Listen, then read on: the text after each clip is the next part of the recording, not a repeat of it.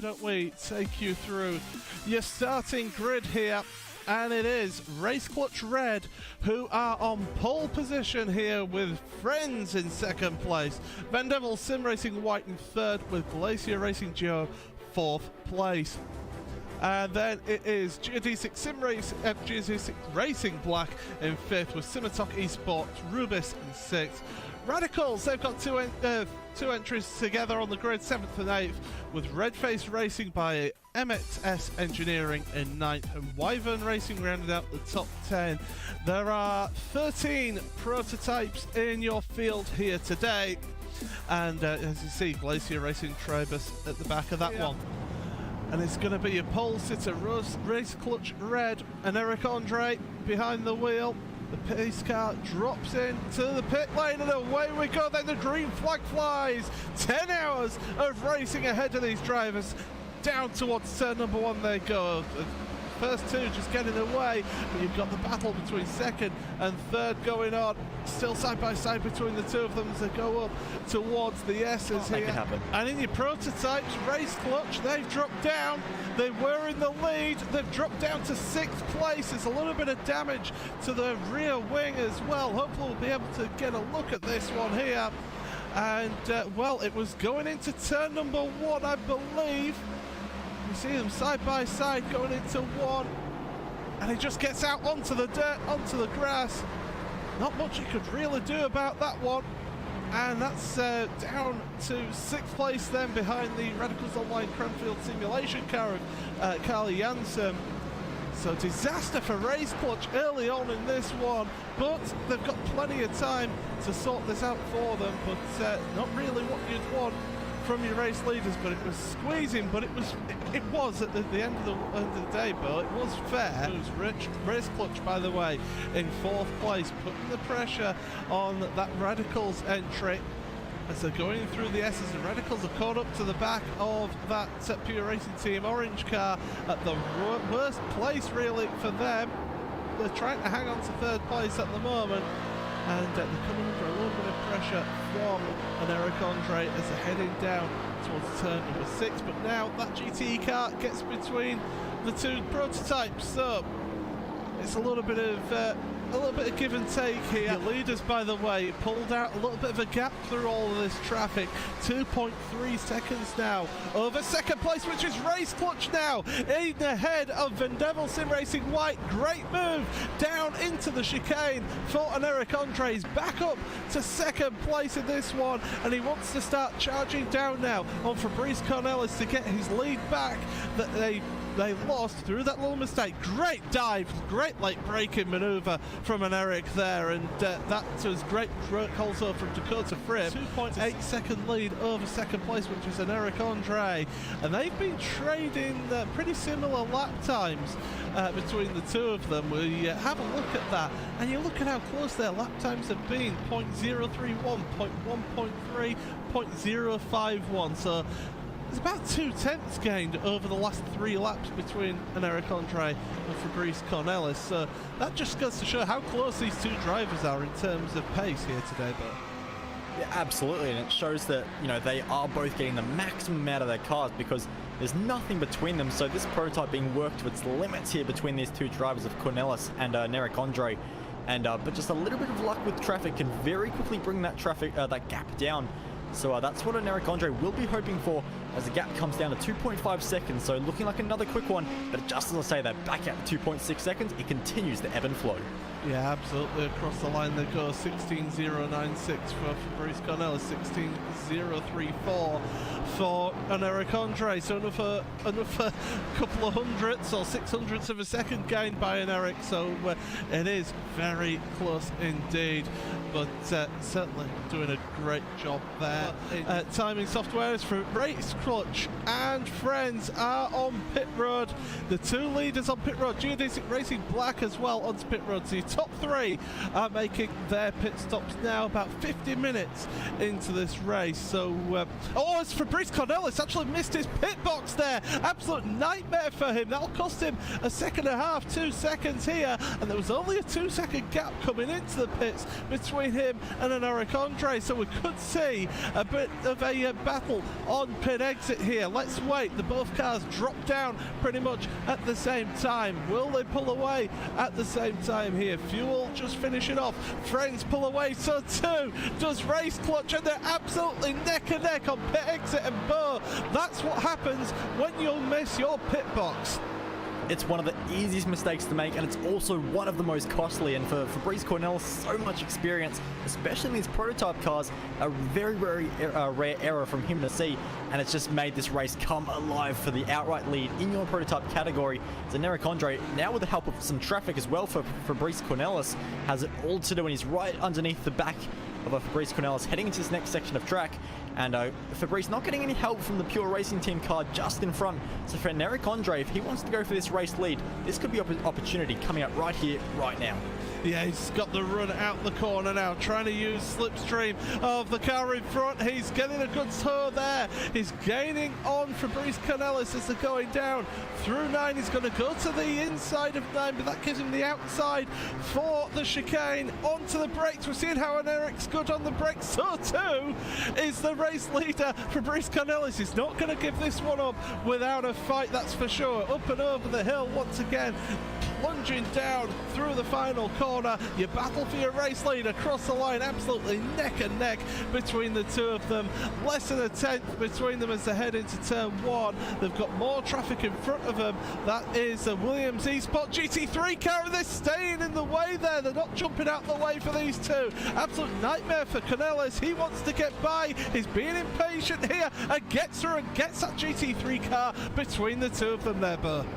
Yep, and that was a critical move for Cornelis, because that gives him just a little bit of a margin to try and pull away from Andre, who only now gets past the Williams eSports Audi. So for Eric, a lot of margin to make up now. He was right underneath him, has to do it all over again. You can see he's going to have to put in some very quick lap times. We know if he's got the pace in that car, and he's probably just about in the slipstream range as well, just touch and go on that. But if anyone can do it, we've seen that Andre does have the pace here today. Now he has to prove it. Yeah, absolutely.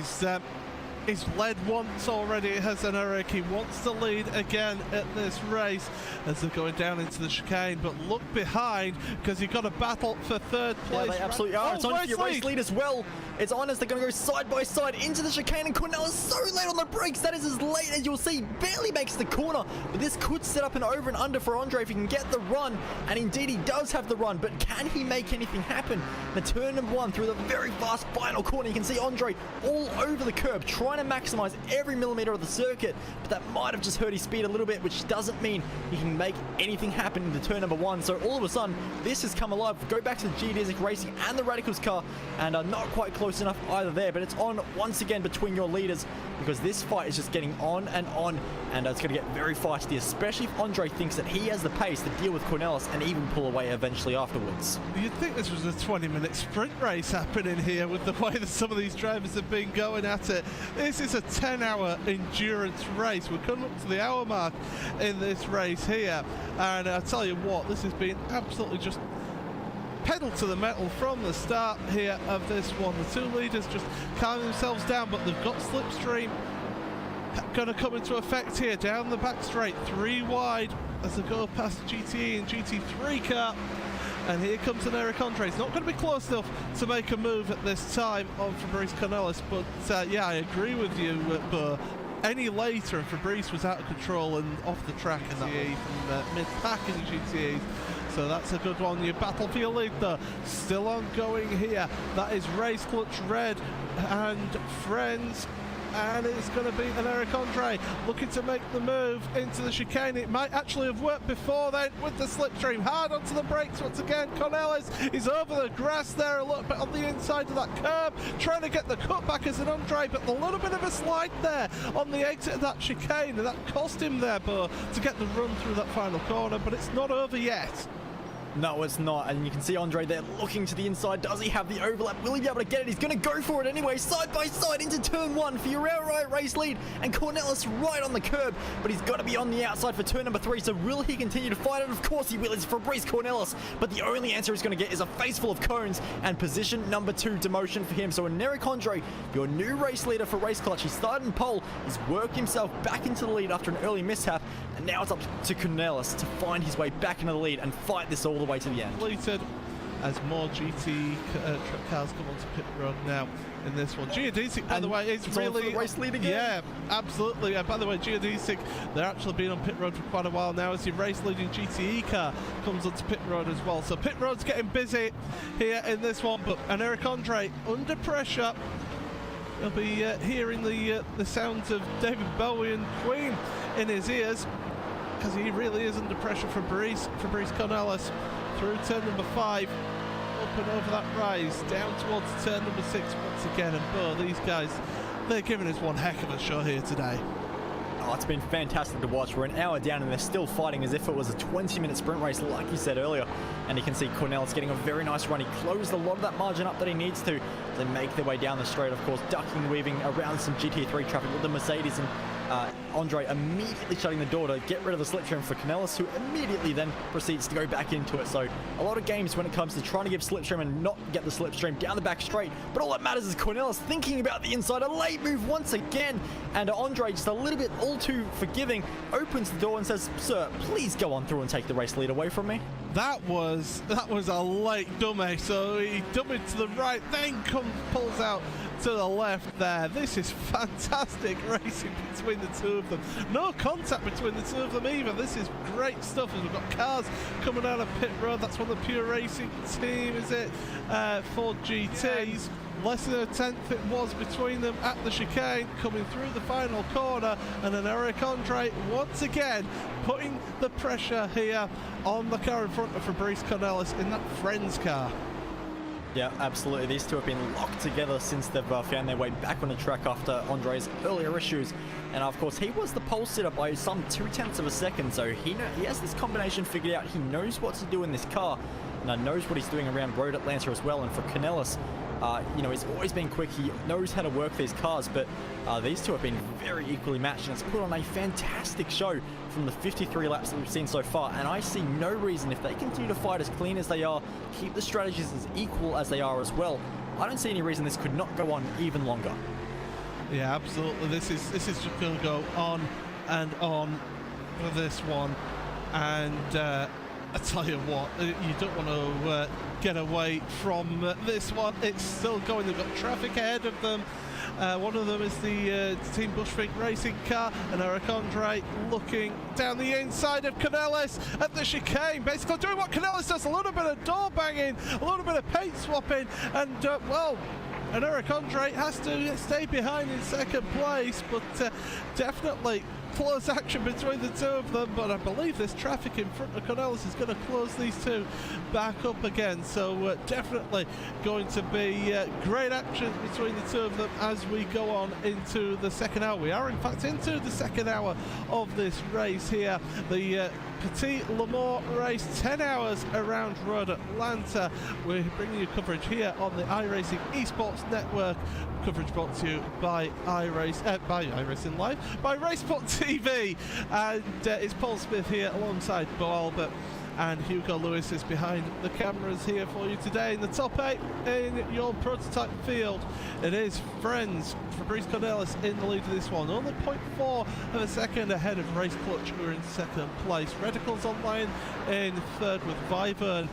Pretty quiet race for them in fourth place. Fifth for Redface Racing, with Geodesic Racing and White Neck in sixth. Simitok eSport are in seventh, with Glacier Racing Tribus rounding out your top 8 of your prototype field.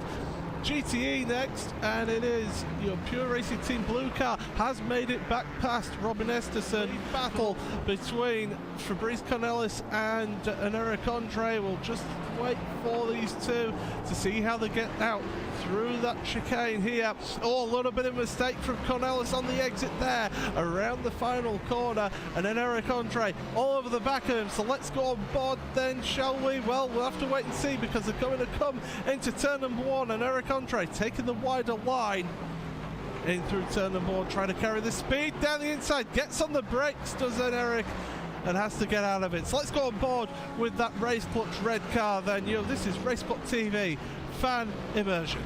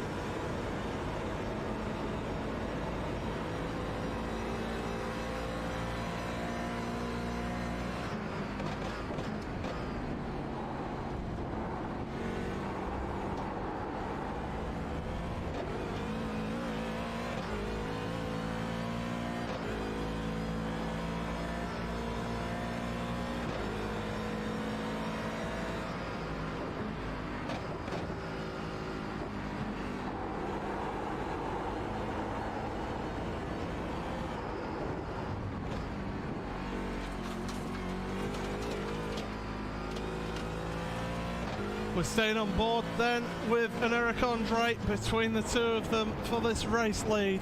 This is the hour number 2 of Petit Le Mans here on the iRacing eSports network. Paul Smith alongside me, Bo Albert, Hugo Lewis on the cameras, and well, what a battle we've seen so far in that first hour and a quarter of this race. And it's still ongoing. Fabrice Cornelis just running wide through the exit of turn number 7. But Bo, I don't think we're really going to see this race settle down, are we? We normally get a bit of a settling down in the endurance events.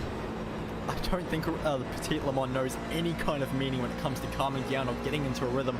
It's just constant action every lap after lap, and not just between multiclass as well, because we have a fantastic battle for the outright lead, as well as Eric Andre continues to apply the pressure to Fabrice Cornelis, and we're still 57 laps now into this race. So the laps are ticking down once again, actually now onto lap 59, sorry. So the laps continue to tick down, but the gaps do not. They continue to stay as close as ever as they make their way into turn number 1. A bit more GT3 traffic just in front, and that's Garrett Thompson in a Stealth Force racing car.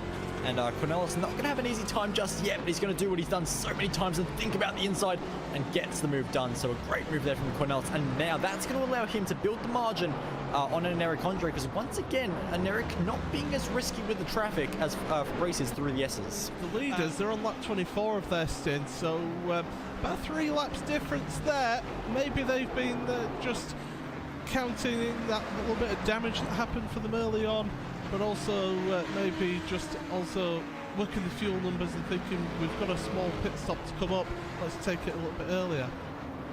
Yeah, well, that's something you can do, is you can try and reverse engineer the race and try and work backwards and make sure you've got a little bit of fuel at the start, maybe, you know, pit a little bit earlier than some of the other teams, then do all the longer stints from there on. So that might be what they're trying, and you know, it's great to see different strategies out in play, and different teams doing different things and different philosophies, and even different fuel numbers as well. Of course, some teams do choose just to run their race fuel saving most of the time, so, and whereas some teams, especially like these two Daytona prototypes out front, they're definitely not doing too much fuel saving. Andre has a bit of a chance, but Fabrice Cornelis, who currently leads this race and is trying to hold on to it, not much opportunity to fuel save as they make their way into a big gaggle of GTE cars. And you can see that Cornelis having to get a little bit tight there through the chicane with the Altus eSports car of Simone Maria Marcheno, and now Eric Andre gets past as well. So really struggling to find their way through traffic, and now Cornelis is going to get held up through the final corner, which maybe can give an advantage to Andre, but he might not be close enough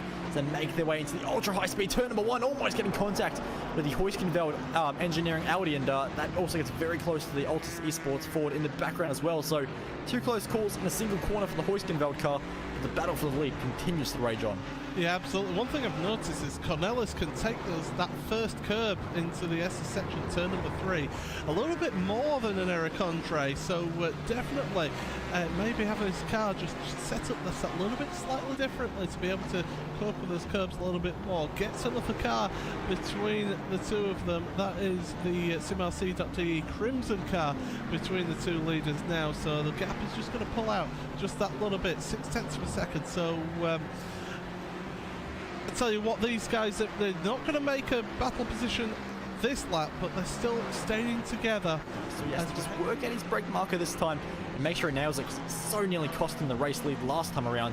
And I would consider the gap on screen at the moment, and Eric Andre being so much closer now, he can't afford any mistake when he does eventually drag that Friends Racing Team Corvette Daytona prototype onto the pit road. And well, you know, you've got to look at strategy as well. Do you quad stint these drivers, or do you just triple stint them? That's going to be taken into account as well, because you've got the driver's change. That adds a little bit of time to your pit stop here today. So you want as fewer driver changes as possible in this one, while still meeting the fair usage rule that is in fact in this race. And again, Cornelis getting held up a little bit on the exit of that final corner, and here comes an Eric Andre once again, a little bit compromised with his line into turn number 1 because of that lap traffic. So at the moment he's still putting the pressure on here, Bo, but he's definitely giving it a good go here. Yeah, he is really fighting at the moment, and that's good to see. We love to see these guys especially fighting in an endurance race, because, you know, so many times in the past we have seen drivers be a bit more tentative. They've not been willing to fight too much, but that hasn't been the case here at Road Atlanta, and they've really been knocking the door door mirrors off each other's cars and really going for it, which is great to see as our two leaders make their way through turn number 6, now into 7, and a bit of traffic for Fabrice Cornelis now on the exit, which might hinder him a little bit, but it looks like Eric Andre not able to make the most of it and doesn't get the traction how he would have wanted. As still they go down the back straight. And still an Eric Andre trying to make those moves, getting onto the brakes again, so he's pulling out, and then that car behind, the RSO car, almost losing control and going into but here comes an Eric Andre now, down the inside into the final corner. He's been stronger out that chicane on the last few laps. Cornelis up onto the grass, and well, that's going to be a change of lead then. And Eric Andre, RaceSpot Red, into the lead of this event, and it was just that stronger exit that he's been having out that chicane here, Bo, and that's what's got him the lead once again. Yeah, absolutely. He's been really trying to set that move up for a couple of laps now and hasn't quite been able to get it, but this time around he nails it and gets himself past Fabrice Cornelis. So now we get to see the true pace of an Eric Andre, see if he can indeed pull away now. So that's going to be the challenge for him, but the problem is there's just a little bit of GT3 and GT traffic in front, which could hold him up on the exit of turn number 7, and Fabrice Cornelis, who we're on board with right now out of turn number 7, this could give him an advantage, and he could get the slipstream, as we also had another... In contact! And Eric Andre making contact there with the GT3 car on the exit of 7. It didn't need to be run that close to that GT3 car, and here they come down in towards the chicane once again, and Cornelis is trying to make those moves. With that traffic around here, he decides against it, but down the back straight, making side-to-side contact with the GT3 car is not what you need there, Bo. No, not at all. That's playing it a little bit too risky. And he got the lead. He wants to make the most of it, but perhaps not banging doors with other classes of cars is the way to do it. But he survives. No car is retired out of the race from that, which is good to see. But we do have a couple of retirements to report as well, which includes the Green Bullets 99, who got a little bit of contact exiting out of turn number 5, and that was with the